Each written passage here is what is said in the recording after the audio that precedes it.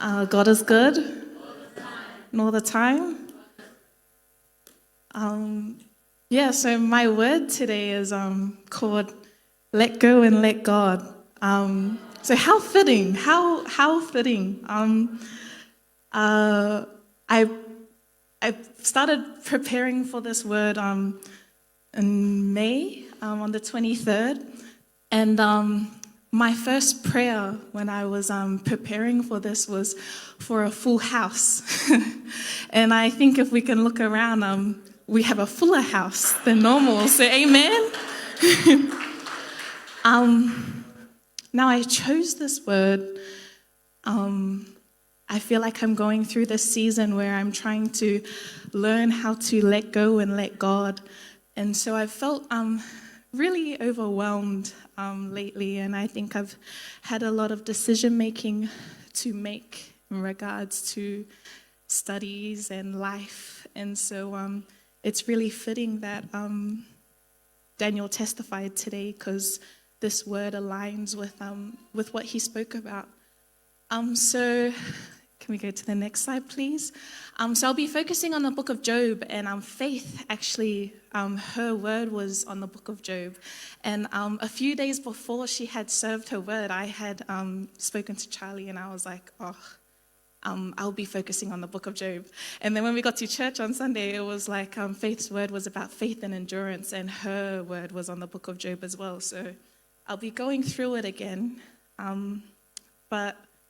So I literally had to I planned to finish the book of Job probably like a week or two ago, so I could finish it. But on Thursday I read like 20 chapters to finish the book, because I was like, oh my gosh, I need to serve the word, and I haven't finished the book of Job. So I read from like verses 19 to like 42, because I was like, I need to finish it. And it was funny because I started around 7 o'clock straight after dinner, and then it got to around 8 o'clock, and I was like, I'm tired. So I was scrolling through TikTok, and then I looked at the clock, and it was 10 o'clock. I had a break, and I was like, I still have like so many chapters to read. So I deleted TikTok, and I finished reading my word. Job was a blameless and upright man. He was wealthy, and so in the first chapter of Job, it's the prologue, and so it speaks about how he's wealthy. He has lots of cattle, lots of kids. He had 10 kids, and the Lord describes Job as a blameless and upright man in Job 1 verses 8, it kind of cuts to a scene where the Lord is discussing with his angels. He has a meeting with his angels, and Satan appears. And the Lord goes, "Where have you come from?" And he goes, "I've come from roaming the earth back and forth." And then the Lord says, "Have you considered my faithful servant Job?" And so the Lord basically, he allows Satan to test his faithful servant Job. So he grants him permission to test him. And so Job loses all his cattle, he loses his servants and his 10 kids. And the first thing that Job does at the end of the first chapter, so all of this happens in the first chapter, and it's 22 verses. And then verses 21, it says, so for context, Job, so he just finished losing his kids. And the first thing he does is falls to his knees, he strips his clothes, and he praises God, and he says, "Naked I came from my mother's womb, and naked I will depart. The Lord gave, and the Lord has taken away. May the name of the Lord be praised." So we can see that he faced so much suffering, like so early on. And the first thing that he did was he dropped to his knees and he praised God. And I feel like it's reflective, because often at times we don't drop to our knees and praise God. We're kind of like, why God? Why have you done this to me? And so in chapter 2, it appears, it's a scene again, and the Lord, he's speaking to his angels, and he says, he sees Satan again, and he goes, "Where have you come from?" And the same dialogue, "I've come from roaming the earth back and forth." And then so he says, have you considered my faithful servant Job?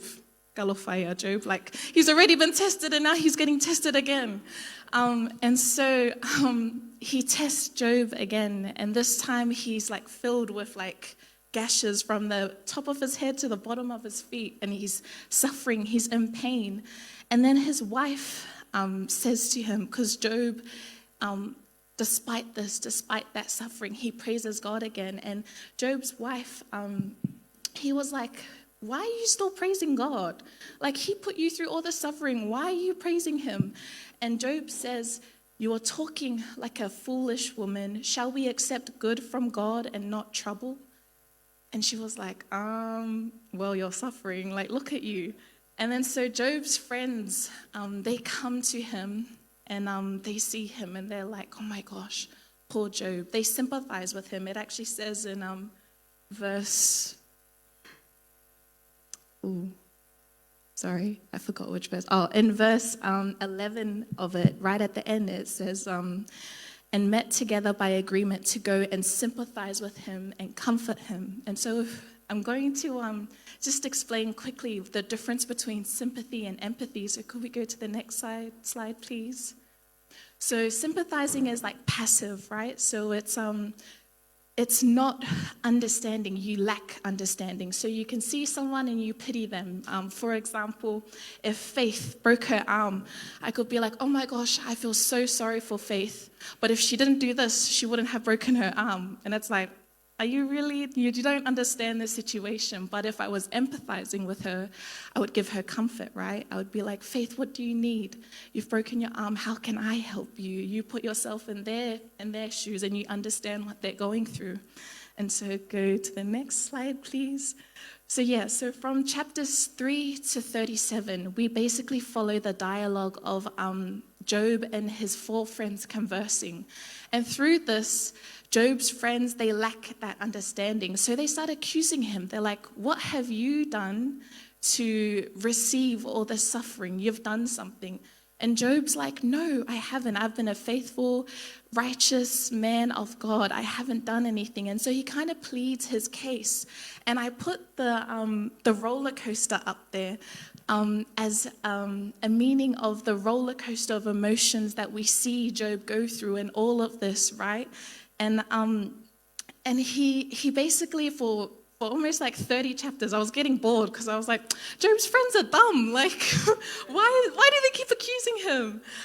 But yeah, so we follow him and his friends. They keep on conversing, and he goes, no, he sticks to his word, and he's like, no, I'm a faithful man of God. And so if we go to the next slide, please. So the Lord appears to Job through a storm. Next slide, please. And this is in verse 38. So he says, so the Lord replies to basically the conversation that was going over for 30 chapters. And something that stood out to me was in verse 4, where it says, where were you when I laid the earth's foundation? Tell me if you understand. And I want to highlight that word understand, right? Because Job's friends lacked that understanding, right? They lacked that understanding. And so Job, he had that understanding. He had that faith in himself that I've been a righteous man of God. And so through chapters 38 to around 42 or 41, the Lord basically, he doesn't give Job an answer, but he shows him how intentional and intricate the world is. He shows him, how have you commanded the seas? Have you commanded the winds? And he expresses this to Job. And Job's kind of like, oh my gosh. Now I was reading this and I was like, wow, like I still would have held on to that, like I'm still angry. I would have held on to all those emotions. And can we go to the next slide, please? And these were some of the emotions that Job went through. He went through grief and shock. He went through anger, loneliness, confusion, trust, and hope. He went through all of this, and that was represented through the roller coaster, right? Because he went through so many emotions. There was times when he was like, praise God. And then there was other times where he cursed the day that he was born. And so we experience all of these emotions. But at the end of the chapter, Job lets it go, right? He lets it go, and he gives his praises to God, and he was like, let me just find it, bear with me.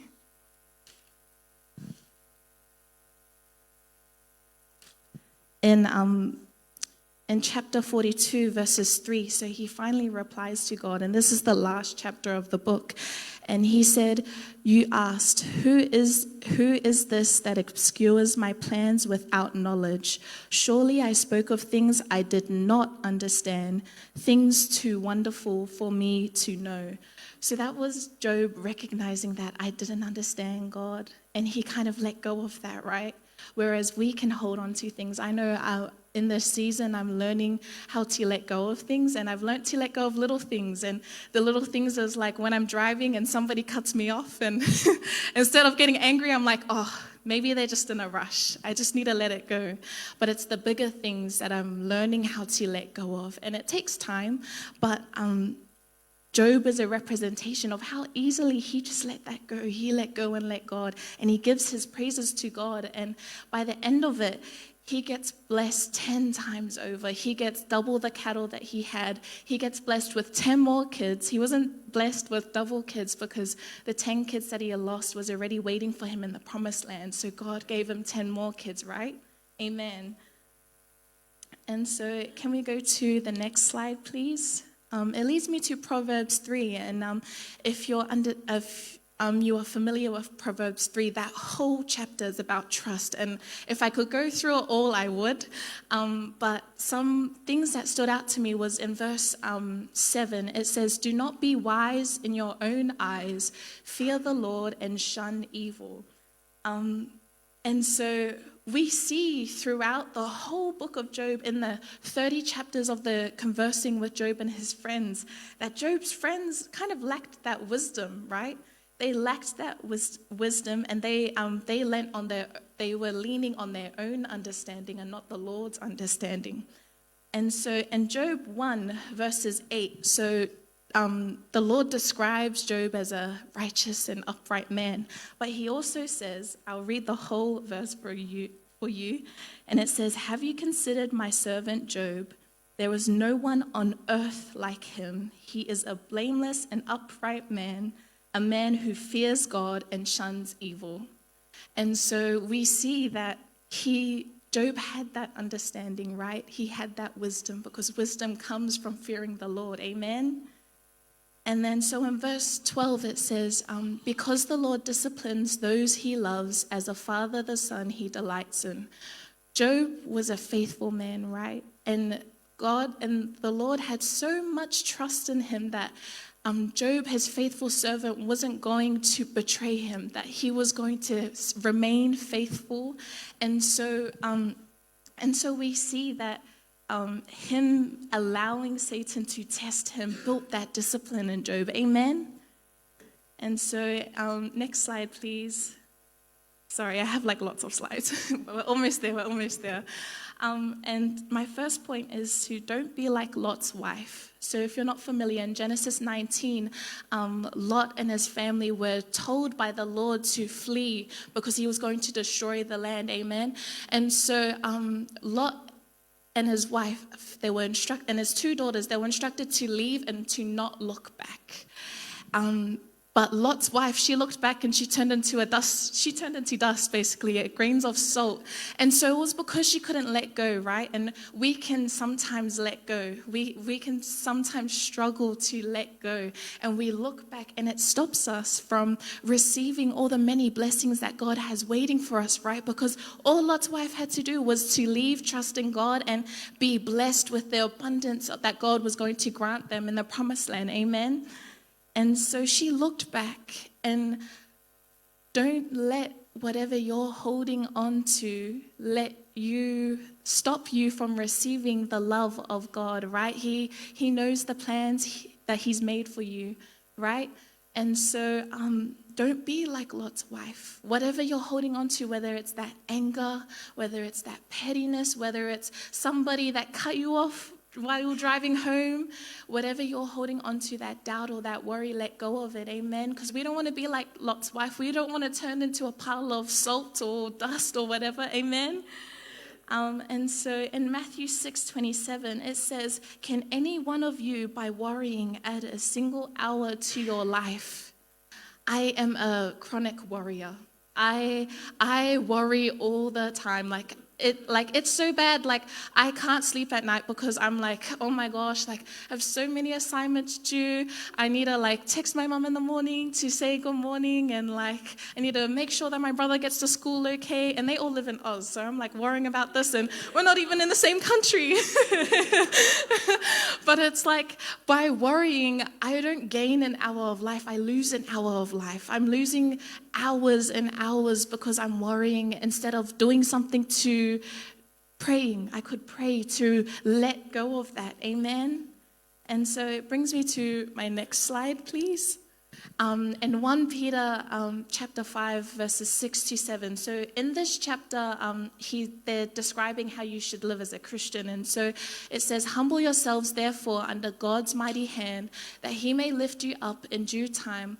Cast all your anxiety on him because he cares for you." That's another reminder to us, amen, that we have to humble ourselves before the Lord. And so in the dialogue of when Job's conversing with his friends aren't really humble, right? They lean on on their own understandings. And I strongly encourage you guys to read it. It does get boring, I'm not gonna lie. Like, I had a 2-hour TikTok break because I was like so bored. But yeah, they start accusing him, and when you and it goes back to sympathy, right? It's that lack of understanding. You don't understand, and so when you sympathize, it can lead you away from the Lord. It can lead you away from that understanding of fearing the Lord and letting him speak through you. Amen. And so I encourage us to humble ourselves before the Lord, because we see at the end where Job, he does humble himself before the Lord, and he acknowledges that, "Lord, I do not understand, but you have shown me." And so in the next verse, please, I go back to Proverbs 3, verses 5 to 6, and it says, "Trust in the Lord with all your heart and lean not on your own understanding. In all your ways submit to him, and he will make your path straight." Amen. I think this is a final reminder that in order to let go, it's you have to trust in God, and it's not leaning on your own understanding. In all your ways you submit to him, and he will make your path straight. In all the verses that I've shared, the ones that are about worrying, like, you can't add a single hour onto your life, and so all you can do is to let go and let God. We see Job go through so many sufferings, and he was a faithful and upright man, but it taught him discipline, right? And although there was some times where he questioned God and he wanted to plead his case to the Lord, he was like, "Why, God, why?"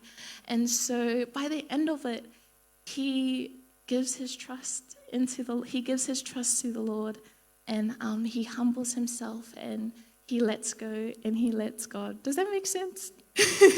Amen. Last slide, please. Is there another slide? Oh, next slide, please. Yeah. So from the encouragement that even Lom shared and what Daniel testified about, I encourage us all to let go and let God. We may be holding on to so much, but don't let our sympathy lead us to a lack of wisdom. Amen. That's all I have for today. Can I invite the worship team back up, please?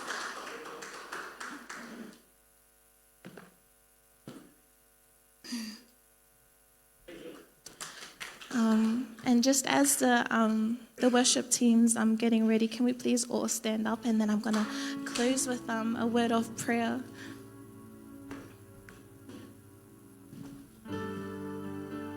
Okay, let's bow our heads and close our eyes. Father God, we just come before you in this time to worship and glorify you, Father. Lord, I pray that all those who spoke today, that at least one person in this room takes something away and that they apply it into their lives, Father.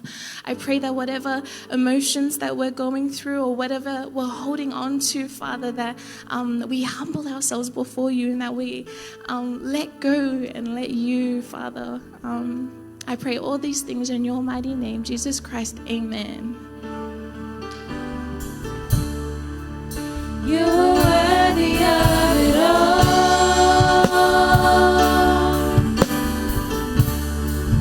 You are worthy of it all.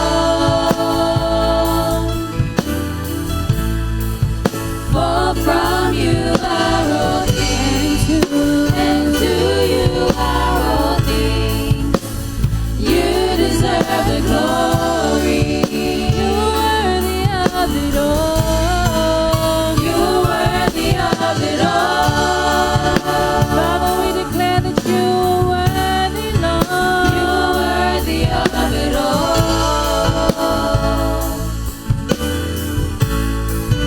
For from you are all things, and to you are all things. You deserve the glory.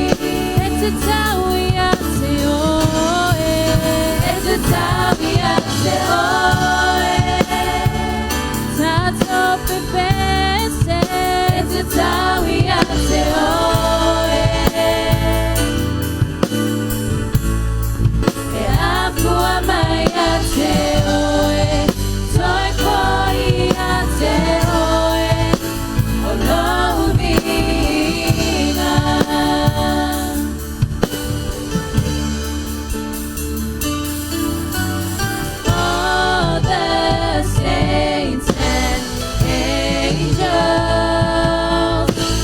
bow before your throne. All the elders cast their crowns before the Lamb of God and sing, you are worthy of it all. You are worthy, Lord. You are worthy of it all. For from you are all things, and to you are all things.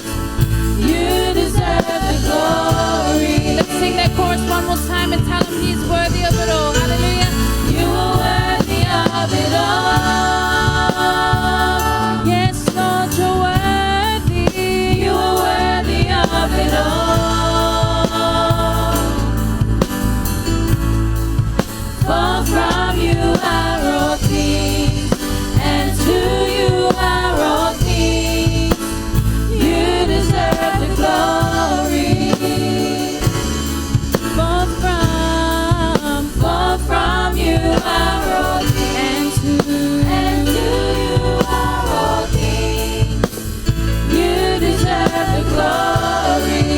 Afua mayate oe, afua mayate oe, toi koi ate oe, olovina.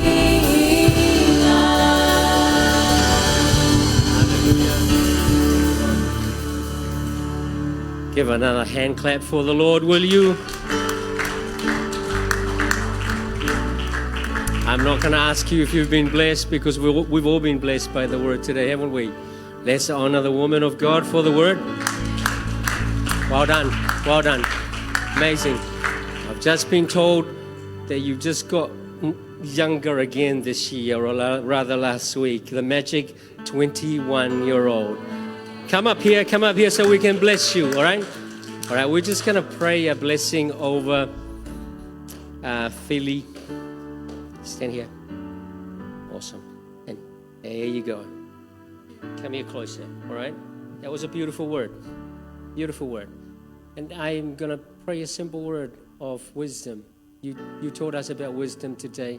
We learned about wisdom and understanding from Job. And I'm just going to ask the Lord to let that wisdom be bestowed over you. All right? God has a purpose. Raise your hands. Raise your hands. Just raise your hands over her. How can you not be blessed with that beautiful smile from the beginning to the end? Yeah. And that heart of seeking, searching, researching the Word, which I'm so blessed by all of you young ones. Another one, Shalom with the book of Luke and the lost son, lost coin, the lost sheep. And then we had Julia not long ago, story of Joseph. That also is a 14-chapter message. And the book of Job. It's a 42-chapter book. It's a massive book. Thank you so much for sharing that. Father, I pray for the wisdom that you gave Job, Father. The wisdom that she gleaned from that book. Hallelujah. The wisdom from that book. And also from the book of Proverbs, King Solomon, that she quoted today. Lord, I pray for that wisdom to be bestowed on Philly today. Going forward, next level anointing, Father God. Next level anointing. Instill that passion, that love. Father, and thank you for sharing with us, being real about getting worried. We all worry, Lord. Father, I pray that you'll remind her that when she becomes worried, Father, that she will put her trust in you, just like she taught us today. Father, we pray for that anointing, Lord Jesus. Use her mightily, Lord. The gifts, her mouth as your mouthpiece, to share you, Lord. That fearless spirit, Lord, to never be ashamed to share the gospel with her friends, especially those who are not in Christ. And also anoint her wherever and whenever she stands in your presence for you, Lord, in Jesus' name. And we all shout. All right. We don't have a cake, but let's say happy birthday. All right. Well, we have to have a cake at some point before the end of June. Happy birthday to you.